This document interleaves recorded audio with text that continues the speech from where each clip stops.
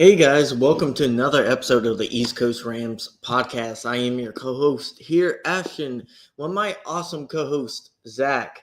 I always do that. I gotta fix the execution, Zach, before the beginning of the season. Hopefully, that's not a bad omen for the team. But we are here, guys, to talk about Week 1 and preview the game against the Texans. Football is here, Zach. College has played a lot of games. We might try to sprinkle in a little bit, talk about that a little bit, but the focus is about the NFL. How you feeling, Zach? Did you watch any of the college games? Sentiment around certain potential Rams QBs have gone up and down, let's say.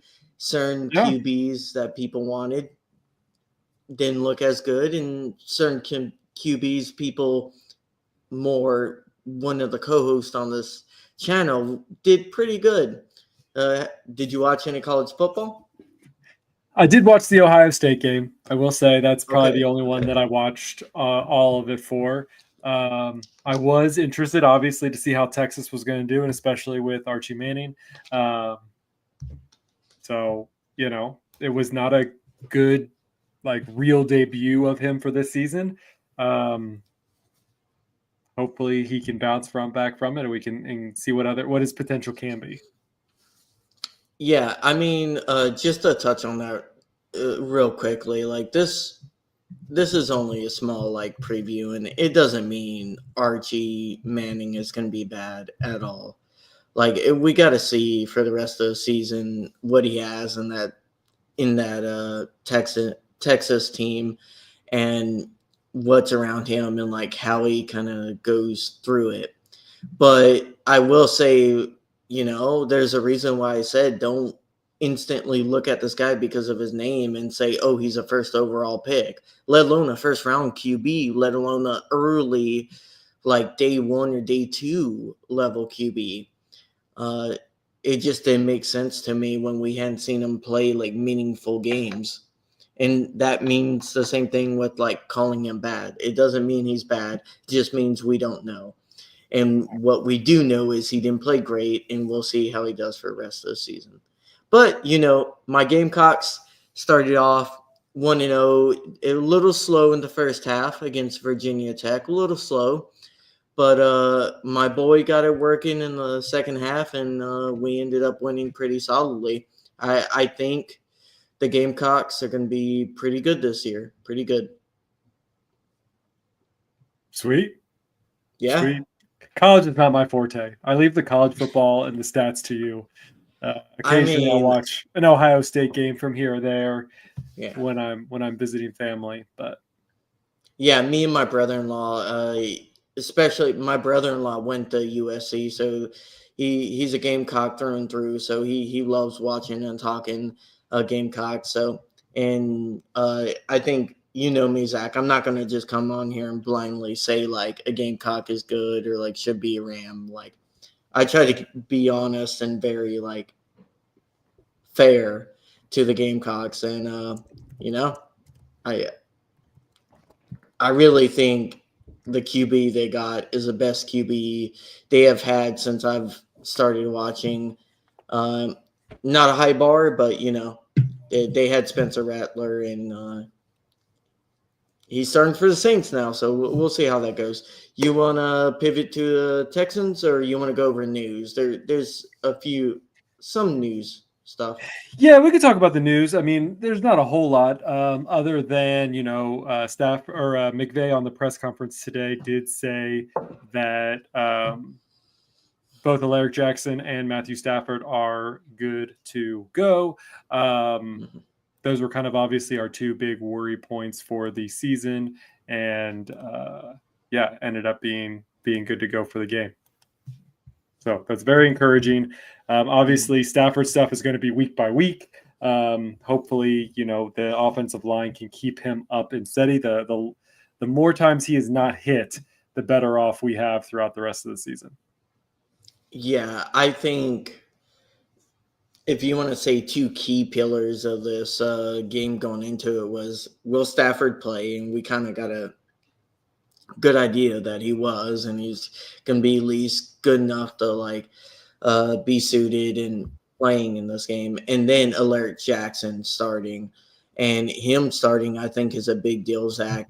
If we can keep the continuity, like the combination of linemen below 10, I feel very confident in this team being able to keep Stafford upright for the most part. And we'll talk about this Texans front because it is a really good test. This Texans team is very underrated. I feel like average NFL fans don't give the Texans a lot of credit, uh, but it's a good measuring stick to kind of see where we are at the start of the season. They're not the hardest team. I wouldn't say they're elite, but I would say they are a really good team. They had a similar run to us. Realistically, that team should never got a first round win. If we're being honest, they deserve to be in the playoffs. Definitely, it was kind of weird how they won their first round or the wild card last year. What about you, Zach? What do you make of this Texans team on the surface? Yeah, I mean the Texas team. I mean it's an interesting team. I mean I'm a big fan of C.J. Stroud. He obviously 2 years ago had an incredible rookie season. Didn't have as an impressive season last year, but I think he still has a lot of potential. I mean he's a dual threat quarterback. He can use his legs. He can throw the ball. It's just what can they do around him, and can they get all of his weapons firing on all cylinders? You look at what they're currently working with. I mean, they're working with Nick Chubb, who's not a bad running back. I mean, he was a top tier running back a few years ago. But can he bring that same energy and essence that he did when he was with Cleveland? We'll see. You look at some of his other weapons. They don't. I mean, Nico Collins. He's good. I Nico's like really Nico. good. He's really good. He is really good. So that's probably our biggest threat that we have. Christian Kirk, he's been around for a while. Yeah, they just added Fine. him. Jaden So, Higgins. Those are their three. Is Nico uh, Collins, Christian Kirk, and Jaden Higgins. so real quickly, going over their offseason changes, they replaced Bobby Slowick, the offensive coordinator. He struggled mightily. Now, they had a lot of, I would say they didn't have catastrophic number of injuries, but they had a lot of minor injuries like peppered throughout their season, causing a little bit of chaos as they're going. Like Nico went out, and then Stephon Diggs was dealing with stuff. They end up losing Stephon Diggs. He ends up going to the Patriots. They end up backfilling Stephon Diggs basically with two rookies, both rookies from Iowa State, Higgins, and the second one is escaping my brain right now. They end up trading away Laramie Tunsil and signing Cam Robinson and Trent Brown. So basically, Zach, Stroud was running for his life a good majority of last season. He struggled very mightily. He ended up taking 49 sacks, ranking the fourth in the league. Just a ton of sacks allowed. And I know Stroud is he's not the most mobile, but he's not a brick in the back. Like he's not a statue. So you can blame some of those on Stroud, but I would say for the most part, that line just struggled. Anytime I watched the Texans game, and I think I watched like 3 or 4 for fantasy, it was just like painful to watch him trying to do anything that was further than like a 4 or 5 step pass or drop back. Yeah, I So mean, Zach, 52 sacks. That's a brutal number.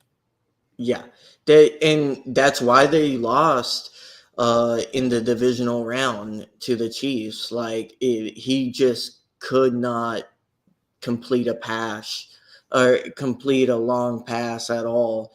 So this Texan team is like two tales of like 2 years.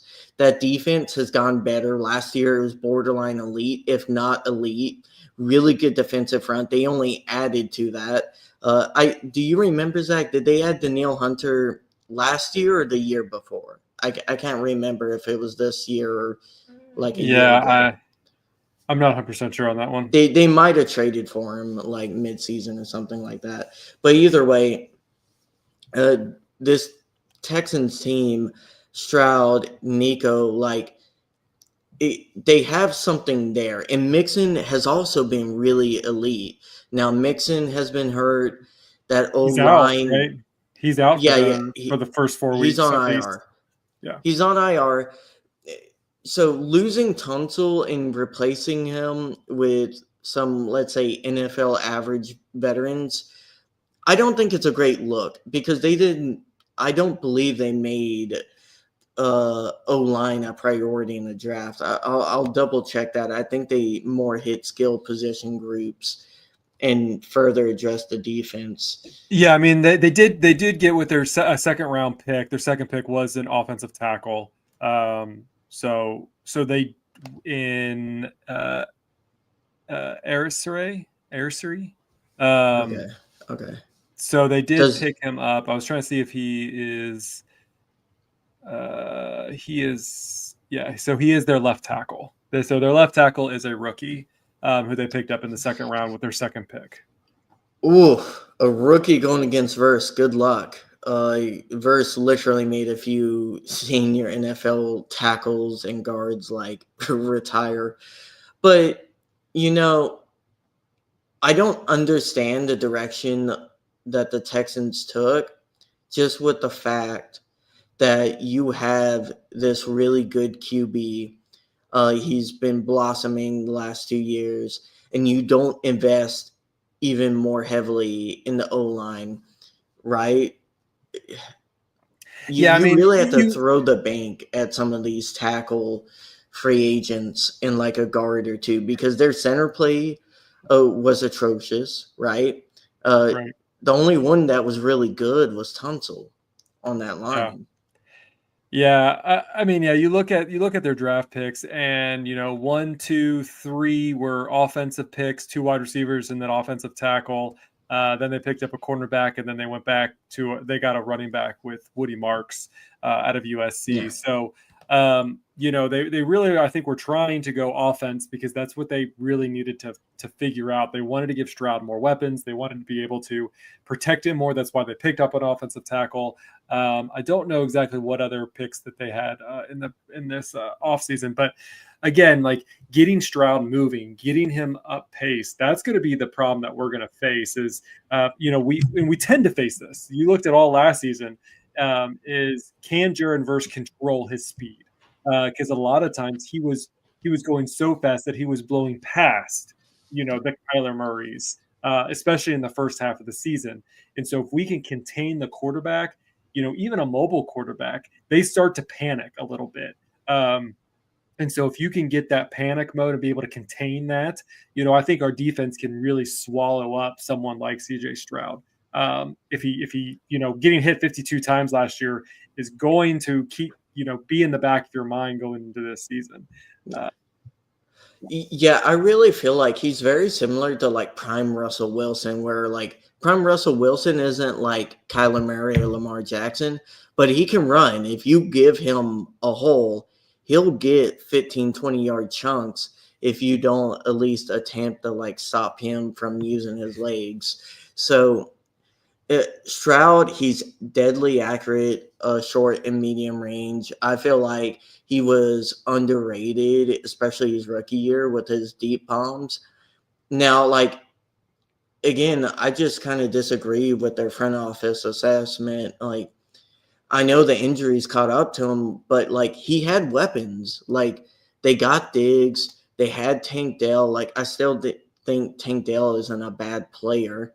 He's like I think he's pretty good. And then you have Nico kind of coming out and being this really good number 1 wide receiver. And I guess they just got so burnt by all the injuries and the churn going on in that roster you mix that with the O-line issues and him constantly getting pressure and sacked, like this offense really underwhelmed and struggled, and they got into the play very similar to the Rams. Actually, they got into the playoffs because their defense just had a ton of turnovers, had a ton of sacks, and they were just cooking teams on the defensive side of the balls. I believe they had they had 19 turnovers. Yeah, I mean, Sorry. Yeah. I'm just looking at their injury list as of right now, and man, they're banged up pretty good. I mean, looking at it, CJ Yeah, Gardner right now. Johnson, he is questionable, but it does look like he will play against the Rams. But you look at him, I mean, one of their defensive ends, Joe Mixon, the running back, one of their quarterbacks, one of their safeties, Jalen Reed, like these are people that they want in play. And they're going to be out with them. Tank Dell, one of their wide receivers. Yeah, he's on IR. I don't think he will play the entire year. I think he went season-ending surgery. Yeah. But to correct myself, they had 29 takeaways, and it was fifth most in the league defensively. So like, you look at this back end for this Texans defense, and do you just want to go over the defense first overall? Yeah, And kind of that's fine. talk about their roster and how you think we will perform against it? Yeah, go ahead. Yep. So let me pull up the right page. Also, while we're going over this, if you guys are in our live chat, youtube.com/@EastCoastRams, you can always go in our live chat, be able to comment, throw in your suggestions, your comments, your questions, things like that, and we'll pop them up on the screen. So yeah, make sure you check us out. If you're on X, you could do so too by putting them in the comments, and I will try to keep track of those as well. Yes. So their DBs, I'll just note the kind of important ones. Derek Stingley Jr. is, I believe, a third year pro. I can't remember if it came out in 22 or 23. Derek Stingley Jr. You have Kamari Lassiter. I believe those are their 1 and 2. And then you have CJ Gardner Johnson, which they just got and should play. Jalen Petrie, MJ Stewart, and I'm trying to see anyone else. Jalen Smith. It's like a very good borderline elite DB group. I feel like they kind of upgraded that secondary safety. Jalen Petrie has been impressive since he came into the league like 2 years ago. I remember being really impressed with him coming out of college, and he has just hit the ground running in the NFL. Yeah, no, I completely agree with that. So, Zach, what do you think is the key for our wide receivers? I think this will be a hard matchup for Tutu, because I feel like they are really good at not allowing explosive plays deep behind them. So, I think it's just going to depend on where their focus is. I mean, if their focus isn't on Tutu, yes, he has the speed on him, but is Stafford going to be able to get to throw to a long option? Maybe they're really going to be more focused on Devontae Adams and Puka Nacua, kind of in the short and mid range, which would allow Tutu to kind of get open. And as long as that offensive line can hold against someone like, against Hunter and stuff like that, who, has proven on the Texans defensive end to get to the quarterback, I think that Tutu has a good chance to kind of break out in that area if the Rams can kind of keep everyone focused on Puka and Devontae Adams, which it feels like they're going to be this, they're going to be the stars. They're going to be the ones that people are game planning for. Yeah, it's going to be interesting how the Texans approach this with their safeties. If I'm remembering correctly, I believe they do a lot of zone. They don't do a whole lot of man. They mix man in there, but it's mostly like zone and zone match. Again, it'll be interesting to see like what McVay game plans versus how they approach the first half. And of course, both sides end up adjusting and having that game within the game, and kind of see how Stafford can kind of respond. I think going to this D line, you mentioned him, Danielle Hunter. They also have a Will Anderson, a top 10 pick just like 2 years ago. He is coming off his best year. Yeah, I mean, they're their two best defensive players. I mean, both of them, Hunter with 12 sacks, Anderson with 11 sacks. Yeah, really good. That's something that you got to be careful of, and that like our offensive line has to play at its best to keep these people off Stafford. It's going to be very important again for Kyron Williams, or whoever's in at RB to really help protect Stafford, and that's what Kyron Williams has been doing really well all last season. That's why he took majority of the snaps up until Blake Corum was injured, was because of the effectiveness that he has on being able to protect Stafford. No one else currently in that RB room has been able to step up and be able to do what Kyron does in the pass protecting aspect of it. So we're going to need those players to step up. We're going to see what this tight end situation looks like. Are we going to play two tight ends? How is that all going to come into it? And it's really exciting that we're going to get to see what has been discussed over the last 3 months kind of finally get back into this team this week. Yeah, and a very underrated, really great players, Al-Shir. Hopefully I pronounced that correctly. He's a really good linebacker, and he is fantastic at sideline movement. And that's going to be like, can we run the ball, kind of get the pressure off of the O-line with those really two talented pass rushers, and can Kyron kind of pound the rock and hopefully get some explosives from that? Because, we talked about all offseason, not having explosives in your run game puts a lot of pressure on that pass game. And against the secondary, you're going to struggle a lot. I find it hard to believe, Zach, that we don't start off slow in the first half of this game, just because our team under McVay is historically a second half team, and against a defense this good, with that offensive execution just not being exactly, greased and perfectly going, especially since Stafford's been out, I think it's going to take us a little bit to get hot. I mean, I think so. I mean, it could be two sides. It could be Stafford comes out and just gunslingers it, and we could be in a good position.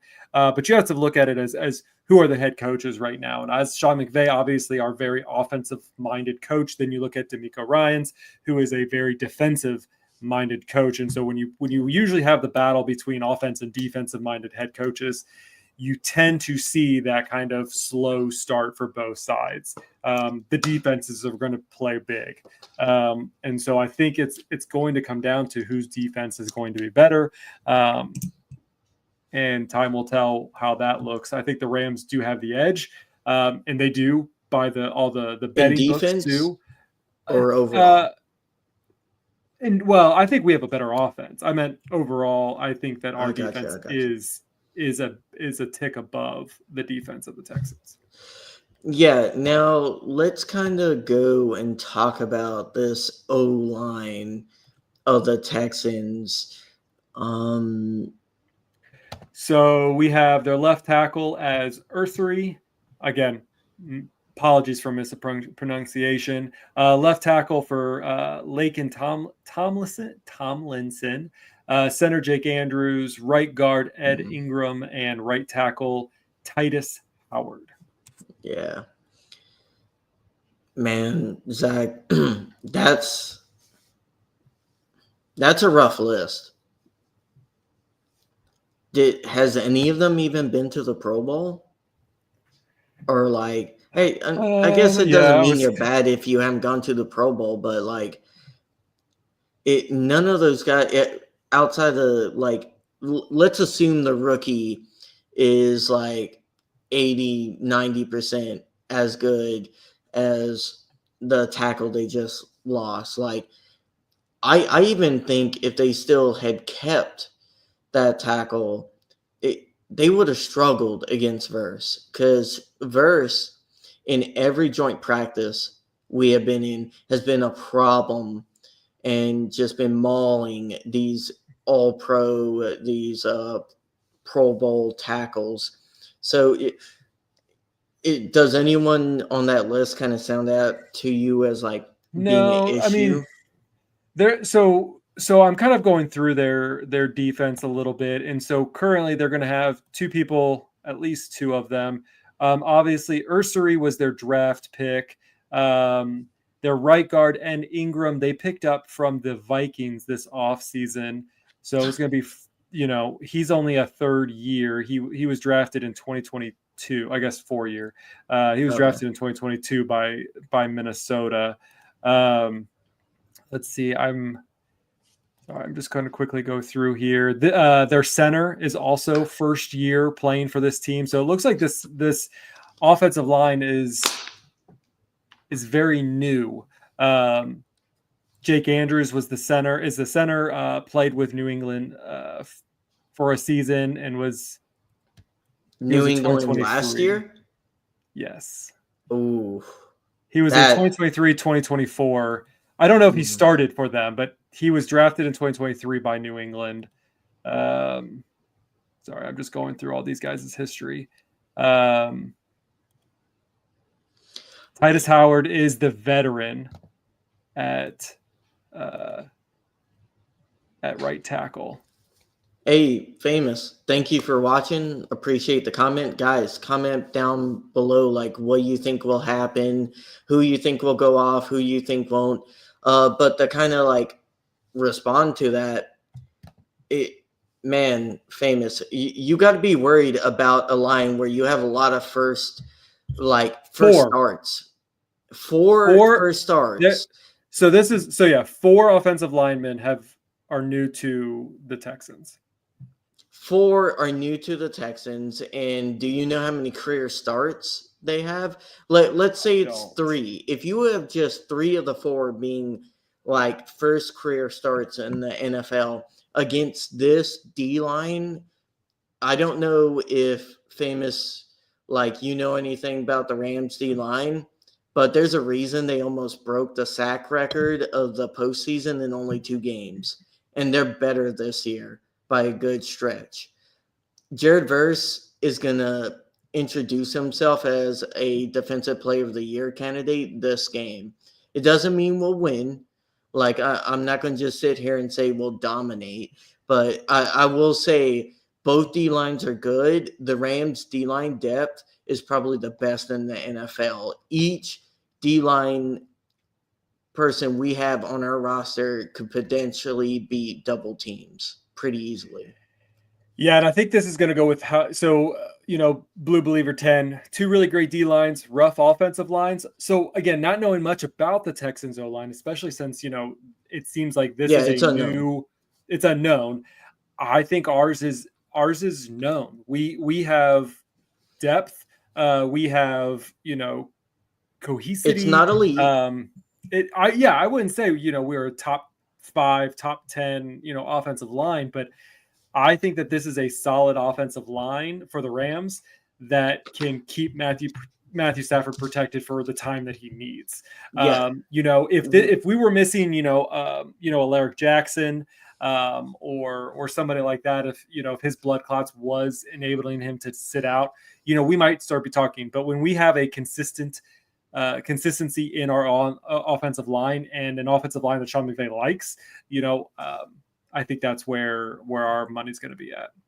Yeah, in all fairness, you have to understand, like, Stafford has been in the league so long. He has that internal timer down. Like, he tends not to hold the ball very long. Our O-lines don't have to be elite.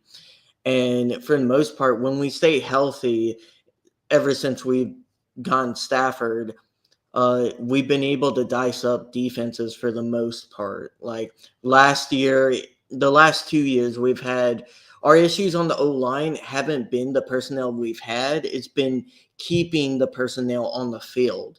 But when we have had our starters on the field, we've been consistently a really good offense. Would you disagree with that, Zach? No, I completely agree. I think that's, again, our strong point is when, obviously, anyone's strong point is when all of your players are at its healthiest. Obviously, Stafford is our biggest concern at this point. How is his back really doing? You know, Stafford is really the only one who could really tell. I think he's good to go. Obviously, the more hits he gets, the less effective he's going to be. Yeah. But geez Louise, Stafford is probably the toughest quarterback in the league, just because, that guy will take a beating and still try to stay in the game and, play the elite performance that he continues to do. So, they're going to have to carry him out on a stretcher before he gives up his QB1 spot. Yeah, and any QB can have a season-ending injury in a game. Like we don't want to see that, obviously, but like any QB can get really hurt. Like the question is, the small nicks, dings, and bruises can like he play through that, and as long as like his back holds up, I don't see any reason why it wouldn't, unless like something happens that's unlucky, and that can happen to anyone, right? Yeah, and continuing down the Rams offensive line, let's talk about our center position because again, that was kind of rough. We kind of got rid of our offensive line or our center. We were trying to change things up a little bit last year, putting Steve Avila into the center, having Joe Jackson in that spot, and then They're trying to save money. They were trying to save money.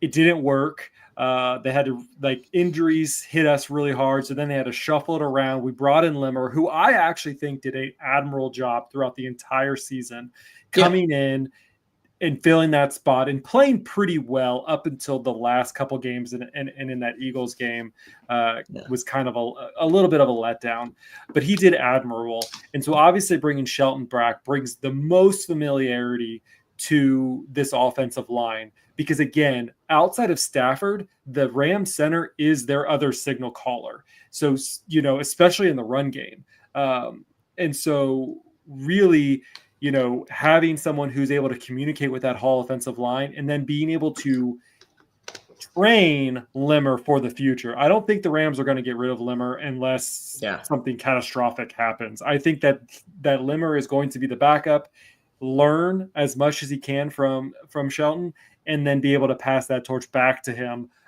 after this season or so, seeing how Limmer progresses. So I think he has stuff to learn, and I think Sean McVay doesn't want to give up on him, and he thinks, Coleman Shelton is the best person to help fulfill that.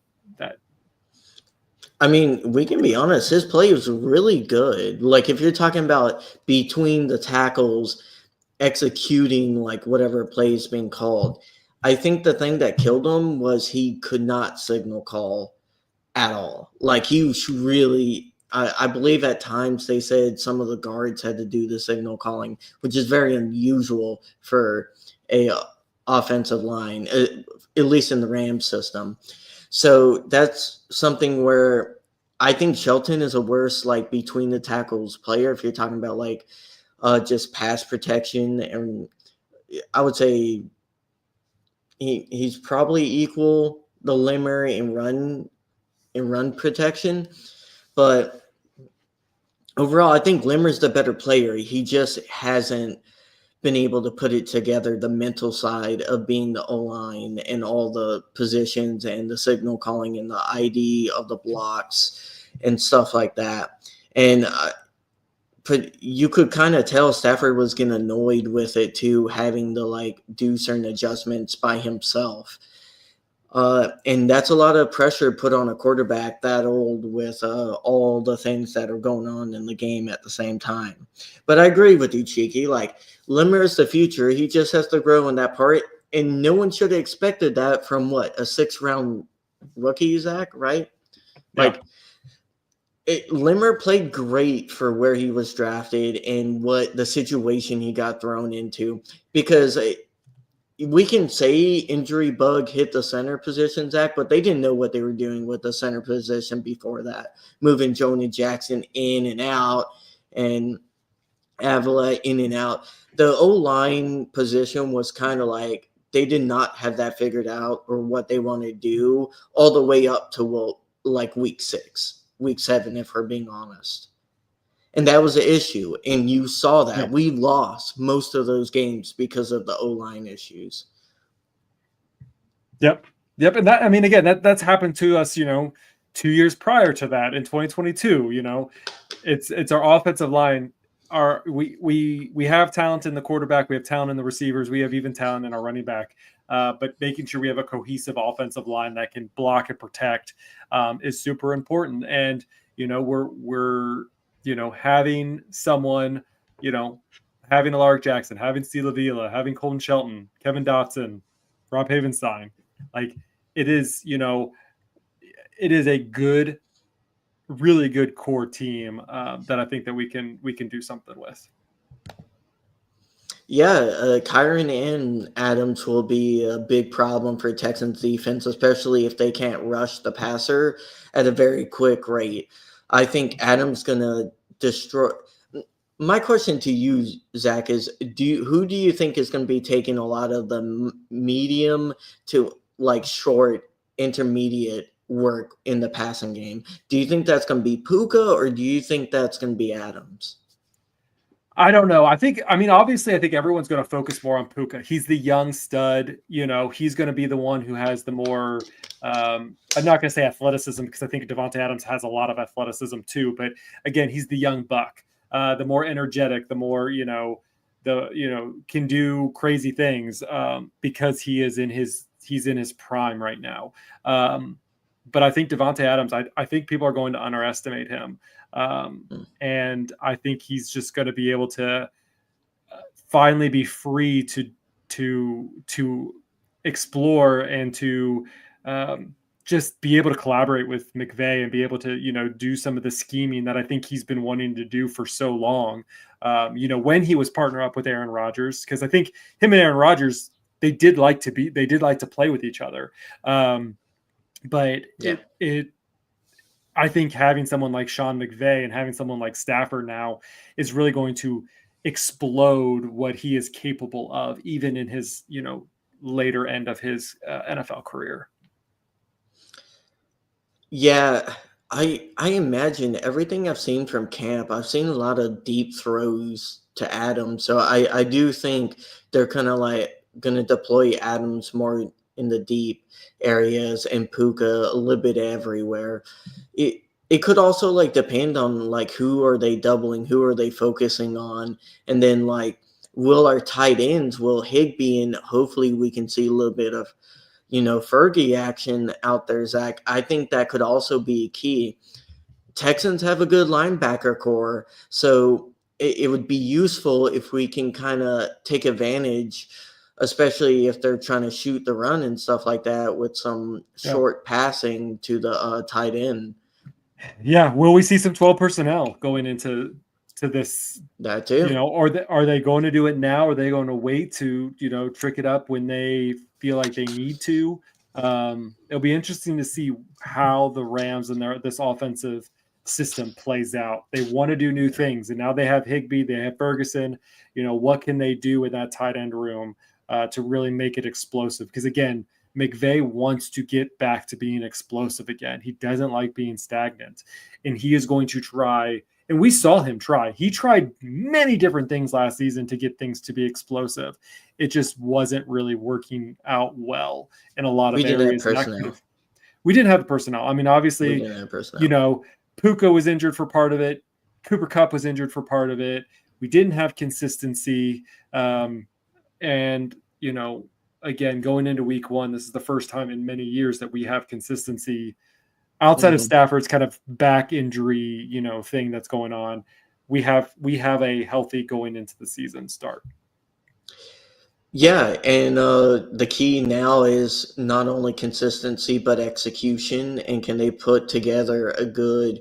You're going to have to be top notch to beat this Texans defense and score points on them. That's just the key. This is a really good It, defensive it roster, top to bottom. Yeah, I mean, it's going to be who can, if whose defense is going to outlast the other one, whose defense can, potentially get a score, Yeah. get that interception, get that sack fumble, or to that extent. It's going to be interesting to see. Where are the Rams going to go? Are they going to be? Is it going to be more of a run game? Is it going to be more of a pass game? Is it going to be 50-50? It's going to be interesting to see what the Rams do this year. Yeah, and for the Texans, can they run? Does Nick Chubb have anything left after all the injuries and surgeries he's had to go through? Can the rest of can Woody Marks make an impact? Like you have to have a running game against this Rams defense because if they can just tee after and go after the passer, especially with that O line, I just think it's going to be a very, very hard game for the Texans offensively if they can't run the ball and their primary running back is hurt, and we don't know what we have with the rest of their running back depth. Yeah. What Damian Pierce, he has always underwhelmed, even when he was a primary back. That's why they had to bring in Joe Mixon. And then the pass catchers, you lose Diggs, and I think Nico is a stud, but you don't know what you got in Higgins, and you don't know what you got in Noel. I believe Jalen Noel, if I'm remembering correctly. He's They on there. could be Yep. really good. They could not. I think Xavier Hutchinson, he showed flashes last year, impressive small moments. But can he put together something against our secondary without a lot of time to throw? You're going to have to dink and dunk. I think against this Rams defense, to win, you're going to have a lot of quick passes, and you're going to have a lot of quick out routes, quick slants, a lot of bubble screens. You're going to have to do a really nasty, dirty drive because if you try to step back and throw, our D line is it's going to get home, especially against that O line. Question from Cheeky Zach: do you think Avila will have a big year and show he's elite and get a big contract? Yeah, I mean, obviously, this is going to be, more of it's going to be a big year for him. Can he play in that elite spot? I mean, obviously, last year they tried to mix things up, did not go over so well. Can he stay healthy? I love Avila. I think he is in it to win it. It's a different style of offensive lineman that they've gone for many years.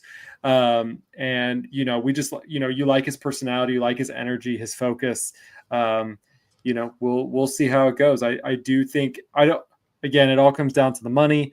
I don't know if he'll get a big contract or not, but he's definitely worth a lot to this team. Yeah, I'll say this. We haven't seen him have a full off season at his traditional position of left guard, right? They tried to switch him and he lost the off season because of that. And that can stunt development, and it felt like he went back a little bit, if not stayed the same when he went back to guard. So can we see a growth? He could be elite. I think right now he's really good. He's kind of in that Haven sign where he's not flashy. He's not pancaking people, putting together highlight reels every week, but he's dependable and really good and rarely gets beat, right? So Yeah. I think he could be in that zone. Definitely. And like I said, for keeping at the offensive line, this is the one year that we have kept as many offensive lines starting off. So, keeping 10 on the roster from the jump, 53 is a lot. So they want to make sure they continue that depth because they know how important it is that if someone goes down, that they have the next man up mentality. Whether it's Bo Limmer, whether it's Warren McClendon, whether it's, DJ Humphreys, those are people that are going to have to fill in the gaps if someone for some reason cannot play. Yeah, it's going to be interesting to see how it goes. I think I mentioned last week, Zach, I'm driving during this. I'm hoping they keep on improving that driving record. But I'm looking forward to listening to this game because it should be a really good week one game. It's Yeah, so it's 4:25 East Coast yeah, for time. 1:25 for those who live in the the West West. Coast. So yeah, be keeping out for that. We are just slightly favorites to win this game.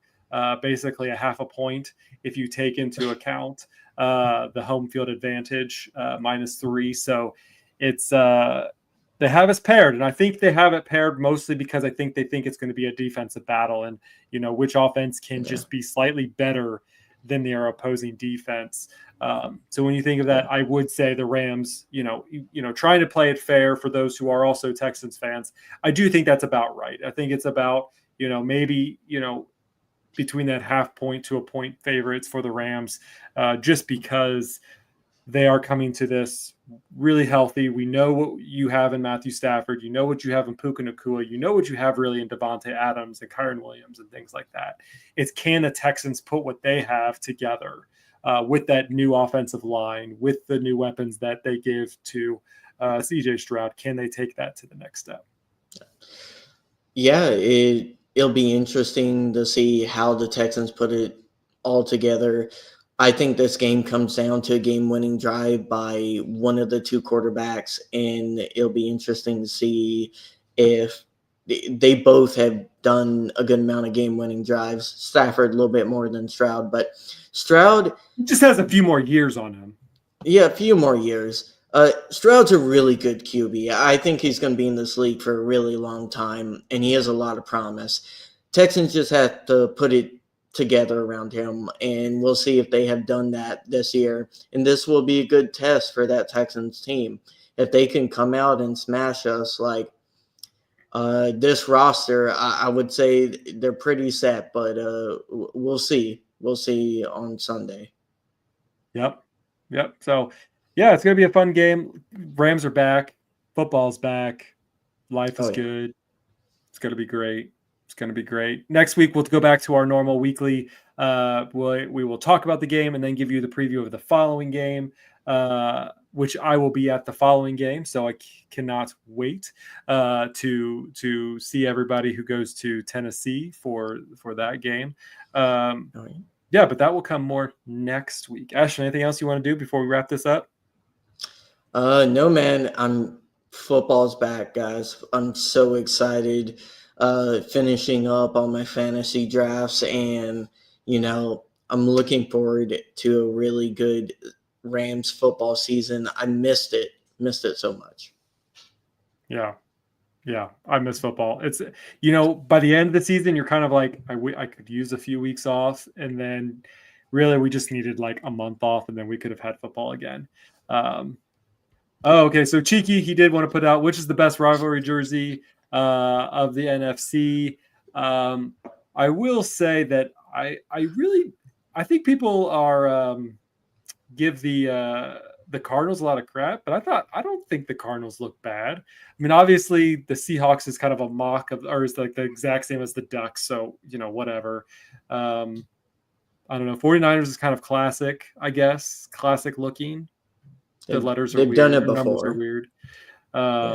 But I do like the Rams. I know if you want to watch that, our opinions about the Rams jersey, watch us on our last episode. Go back and check that out. You could find a timestamp for it in the details. But yeah, we'll give you all of our thoughts in the last week's episode. So I'll plug to go check last week's episode. Yeah, I'll agree with you. I feel like Arizona's is like the best. Out of the overall, the Bills is the only one that I really like. Like if I was a Bills fan, I would actively buy that jersey. Yeah. For me, if I am going to buy the rivalry, which I haven't decided yet, I would probably get either a verse or maybe a Devontae Adams jersey. If I do get one in the rivalry colors. Horns up, Rams house, horns up. Yes. Yeah, so if you missed any part of this episode, you can go back and watch us on demand. YouTube.com/@EastCoastRams is where you can find us. Please make sure you like and subscribe. If you're a Texan fan, hey, follow us and subscribe to us anyways. You never know. We talk about football and all things draft-wise, everything. So please make sure that you are liking and subscribing. You can also find us on X, at East Coast Rams. That's where we do most of our plugging, most of our comments, most of our discussion points happen over there. But we are also on Threads and on Instagram at East Coast Rams Pod. And you can also find us on Blue Sky by searching East Coast Rams. Yeah, we're excited. Football is finally back. And you know what they always say? Whose house?